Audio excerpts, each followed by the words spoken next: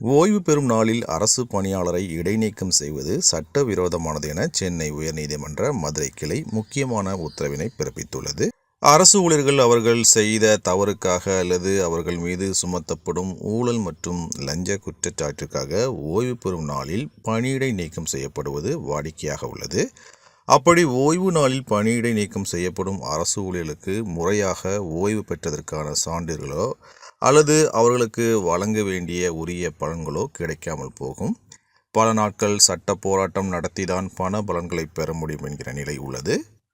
ஓய்வு பெறும் நாளில் அல்லது அதற்கு முதல் நாளில் பணியிடை நீக்கம் செய்யப்பட்டவர்கள் மீது சஸ்பெண்ட் நடவடிக்கை திரும்ப பெற வேண்டும் என்றால் அதற்கு நீதிமன்றத்தில் சென்று முறையிட்டு தீர்வு பெற வேண்டும் அல்லது விசாரணையில் அவர் குற்றமற்றவர் என்பது நிரூபணமாக வேண்டும் என்கிற நிலை உள்ளது.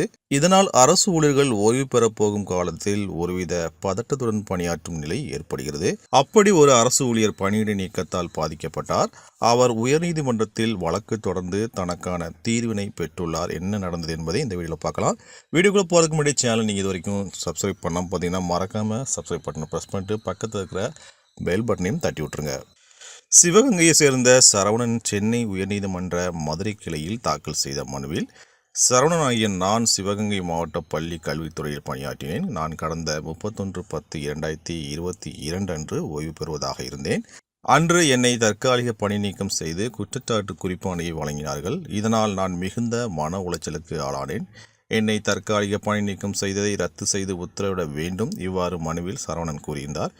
இந்த வழக்கு சென்னை உயர்நீதிமன்ற மதுரை கிளை நீதிபதி முன்பு விசாரணைக்கு வந்தது.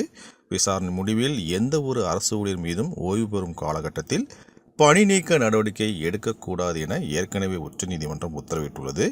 அதன்படி மனுதாரர் மீதான நடவடிக்கை சட்டவிரோதமானது. எனவே அவர் மீதான நடவடிக்கை ரத்து செய்யப்படுகிறது.